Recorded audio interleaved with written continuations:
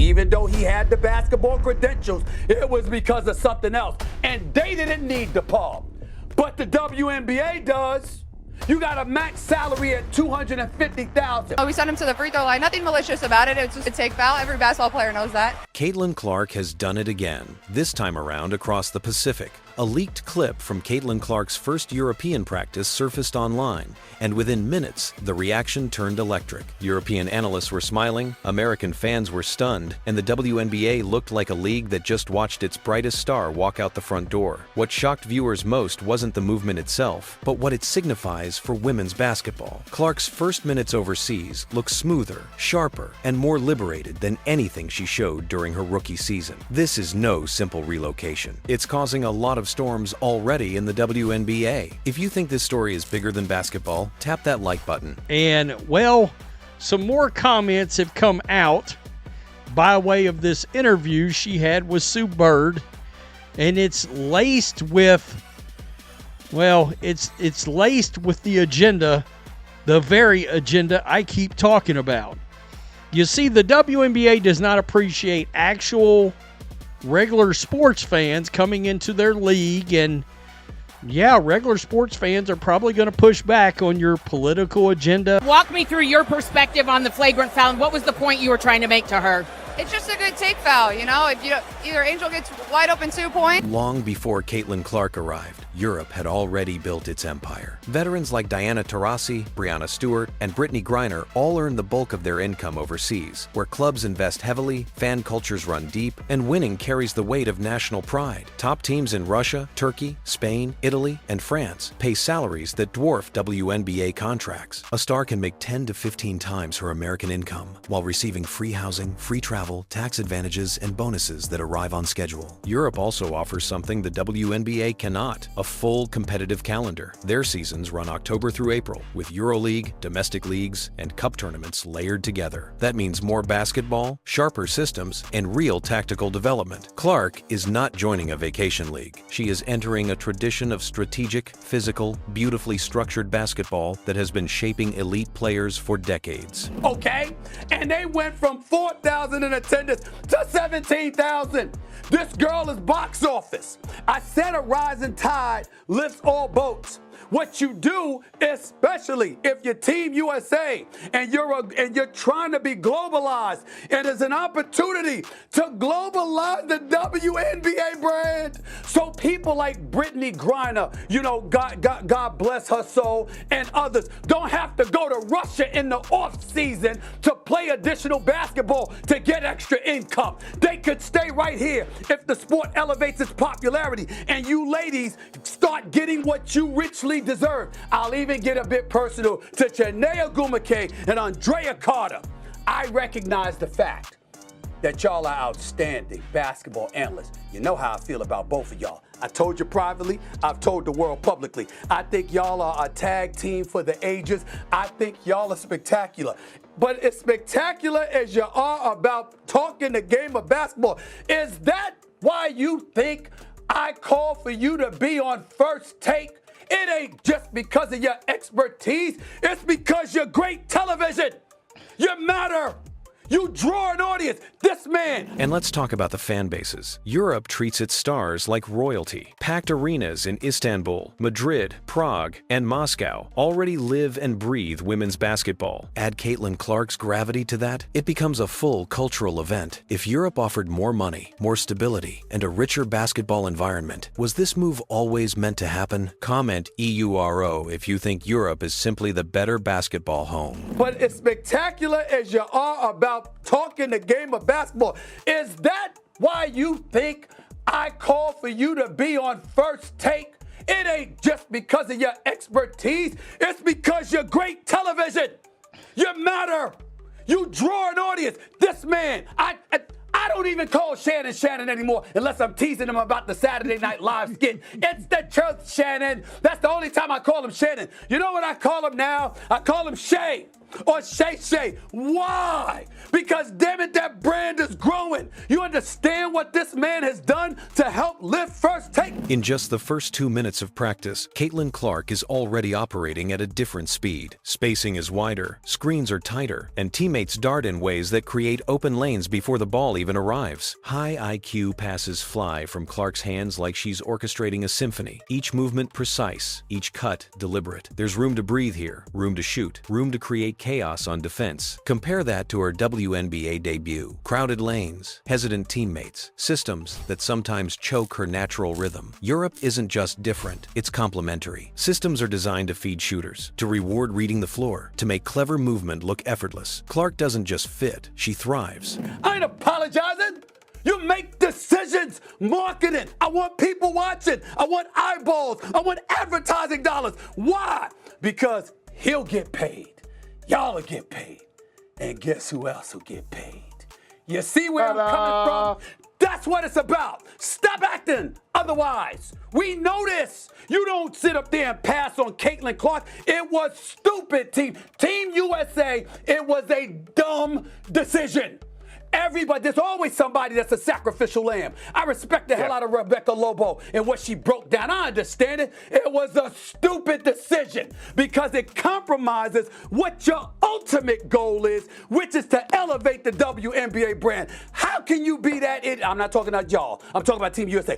How could you be that idiotic and not make that call when throughout history, Team USA has been in part about marketing? It's dumb. Period. Floor's y'all's. If it's a dumb marketing move, Stephen A., I hear you. Marketing. But Team USA is not worried about the marketing. That is not Team USA's mission right now. You're not worried Team about USA is trying to get a gold medal. I'm not going to mention his name, but I had somebody that's well renowned in this business, in this journalism business, use the word tragic. Andrea, he used the word tragic to describe what you're expressing. There is an absence in what you're saying. Reporters tracking the scrimmage remarked she looked like she'd been playing in this league for months. It wasn't just skill, it was comfort, a basketball literacy shaped for a style she has always wanted to play. In the WNBA, she sometimes had to invent space. In Europe, space invents itself around her. We know European basketball isn't weaker, it's differently calibrated, but fans are worried. Is it perfectly tuned to unlock her potential? Will Europe unlock a version of Caitlin we never saw in the WNBA? We won't be putting any more logos on the courts, none of that kind of thing, because, well, their ratings tanked after the entire BLM fiasco and all that sort of thing. Well, we know the WNBA, they can't get past their political agendas, and it looks like neither can Stephanie White. Now, my issue with this is if you're a regular sports fan, you're now toxic because you don't want to hear about their political agendas. Now let's talk dollars. Caitlin Clark's rookie WNBA salary hovered around $76,000, $78,000. For a star of her magnitude, that's tiny. Across the Atlantic, top clubs routinely pay several $100,000, sometimes pushing $1 million depending on the country and competition. And perks like housing, cars, taxes, groceries, bonuses are often all included. It's not a lifestyle upgrade, it's a structural advantage. Even Ice Cube's $5 million Big Three offer shows her market value far outstripped the WNBA's constraints. The league's collective bargaining agreement and salary cap aren't about undervaluing players personally, they're about protecting parity. But the flip side is blunt. It creates ceilings Clark can never reach at home, no matter how brilliant her play. What your ultimate goal is, which is to elevate the WNBA brand. How can you be that idiot? I'm not talking about y'all. I'm talking about Team USA. How could you be that idiotic and not make that call when throughout history, Team USA has been in part about marketing? It's dumb. Period. Floor's y'all's.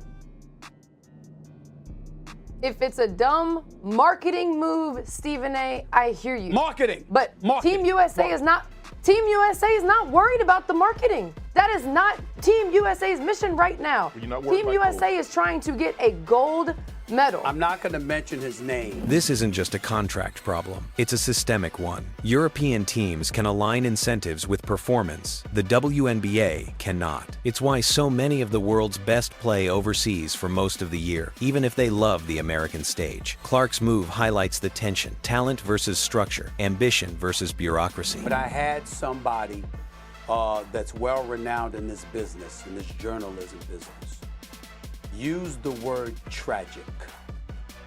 Andrea, he used the word tragic to describe what you're expressing.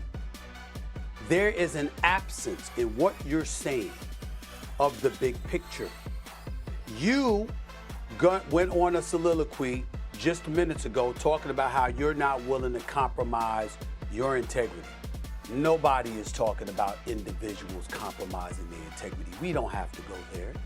I'm not compromising my integrity. Shanae isn't, you ain't, Shannon ain't, nobody. The real concern for the league isn't whether they miss her. It's whether the system that created her WNBA salary can ever compete with the global market she now inhabits. Was the WNBA protecting parity or protecting a system that could never keep its biggest star? That's not what this subject is about.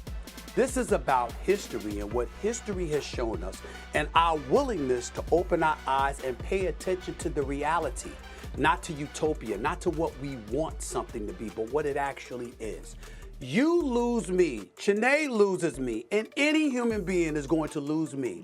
The WNBA spotlight can be brutal. There's physical targeting, poked eyes, rough defensive play, even online harassment. Clark endured it all, sometimes from fans, sometimes from fellow players who resented the attention she brought. On the court, a scoring threat can feel like a disruption. Off it, a viral highlight can feel like a provocation. But overseas, the story is different. Players report fewer grudges, less hostility, and a culture that respects pure scoring. The game is cleaner, not softer, but more calculated. Stars are celebrated, not feared. In Europe, Caitlin Clark is seen as a prize, a talent worth building around. In America, she was sometimes treated like a challenge to the system. When we're literally focusing on the content or the quality of a roster without bringing up the fact that one individual, a two-time champion, a national champion on the collegiate level, one of the greatest players to ever play in NBA history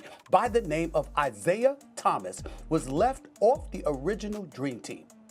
Isaiah Thomas, you've got to be kidding me. It was a travesty what they did to him. They put John Stockton on the squad. I know he's a Hall of Famer. I know Isaiah introduced him. I know they're buddies. But that was highway robbery. Anybody with two eyes that watch the NBA knows that is one of the biggest crimes. The leaked practice footage tells the story visually. A relaxed Caitlin, smiling on the court, fluid in her movements, playing without the tension that shadowed her WNBA rookie season. She's not just performing, she's thriving. Some WNBA veterans openly disliked the attention Clark attracted, while European clubs conversely monetize it. Fame equals revenue, attention equals growth. Clark's freedom isn't just personal, it's professional, a product of a system designed to reward, not punish, brilliance. Did she leave for the money or for the peace? European women's basketball runs differently. EuroLeague women clubs are privately funded, boast massive budgets, and operate with national pride as a cornerstone. Teams like Fenerbahce in Turkey or UMMC, Ekaterinburg in Russia, have recruited top American stars for over a decade, not just for talent, but for the engine they provide. Ticket sales, sponsors, TV deals. In the history of Olympic competition, there is no reason why Isaiah Thomas should not have been on that, off of that team outside of certain players not wanting him on there. My point is this, it was still done. Why? Because as Shannon highlighted, the ultimate appeasement was aimed in the direction of another brother by the name of Michael Jordan. It's how it goes. Then we go on to acknowledge there are many others who didn't do enough of a job of promoting the WNBA. Clark is more than a player. She's a strategic asset. Her presence can fill arenas in Istanbul, Madrid, Prague, and Moscow. Her highlights sell jerseys from Spain to Russia. European clubs don't just see points on the board, they see a global audience. Every assist, every three-pointer, every viral clip drives international attention, and with it, profit. The calculus is simple. Clark attracts millions of American eyes to their league, creating advertising value the WNBA WNBA can't match domestically. The system is built to reward impact, not limit it. Here, Clark's talent is a global commodity, celebrated and leveraged, not constrained by salary caps or league politics. Europe smiles because she's a star, a cultural phenomenon, and a market force, all in one. The strategy has been decades in the making. The arrival of a player like Clark is the culmination of a long-term plan to blend athletic excellence with business acumen. Is Caitlin Clark about to globalize women's basketball in a way the WNBA never could? Hit subscribe if you want more updates on Clark's European run. You know why we didn't do a better job of promoting the WNBA? Because the numbers, the eyeballs, the interest, the sizzle, the headlines were not there. No one cared. The public didn't care. And so now you have somebody, that has the world caring, and you say to her, well, you know what? We want to make purely basketball decisions. It's the right thing to do, and we got to be worried about how other people are going to feel. But you're still complaining about the max salary being $250,000. You're still complaining about the absence of eyeballs. You're still complaining about the lack of headlines and notoriety and pub and cachet. You're complaining about all of these things. Numbers don't lie. Fever Games with Caitlin Clark averaged 1.18 million viewers. Games without her barely cracked 394,000. That's not just a difference. It's a historic triple gap, a seismic swing in audience attention. WNBA executives are waking up to what they lost. Broadcast deals weakened. Ticket demand dropped. Sponsorships devalued. Team valuations strained. Clark was more than a player. She was a linchpin, a viewer magnet, a revenue driver. Many are wondering why she's so motivated by material things. But get this, she didn't leave solely for the money. She left because the league's system, constrained by salary caps and parity rules, could not accommodate her stardom, her marketability, her gravity. The WNBA isn't just missing a star, it's confronting the limits of a system designed to manage equality, not excellence. What happens when a league mismanages the biggest star it has seen in 2 decades? Europe has long been the proving ground for legends. Diana Taurasi, Parker, Brianna Stewart all elevated their games overseas. Longer seasons, tougher defenses, deeper rosters, and intricate systems forge players into more complete athletes. Now, my issue with this is if you're a regular sports fan, you're now toxic because you don't want to hear about their political agendas and their causes. All right? We're not talking about they're getting behind we're trying to cure cancer. No. We're trying to keep it normalized for sports players to continue having romantic relationships that literally conflict in between opposing teams. Which, by the way, because of gambling, is shocking. There's gambling on WNBA. Clark steps into that tradition, where contracts can reach astronomical heights. Taurasi once earned over $1.5 million in Russia in a single season, and where fan cultures in Turkey, Spain, and Russia are some of the loudest and most devoted in the world. Every game is an event, every highlight a spectacle. So Clark isn't joining just a league. She's joining a global elite, a tradition of women's basketball that transcends borders and headlines. Will Europe turn Caitlin Clark from a star into a legend? The leaked footage says it all. Clark fits Europe's game perfectly. Europe celebrates her arrival. The WNBA faces a historic void. Clark steps into a league that pays her, values her, and plays in a style that unleashes her full potential. The real question now is, did the WNBA lose a player, or did it lose the future? Let us know your thoughts in the comments below. And if you want breakdowns of her European highlights the moment they drop, hit subscribe.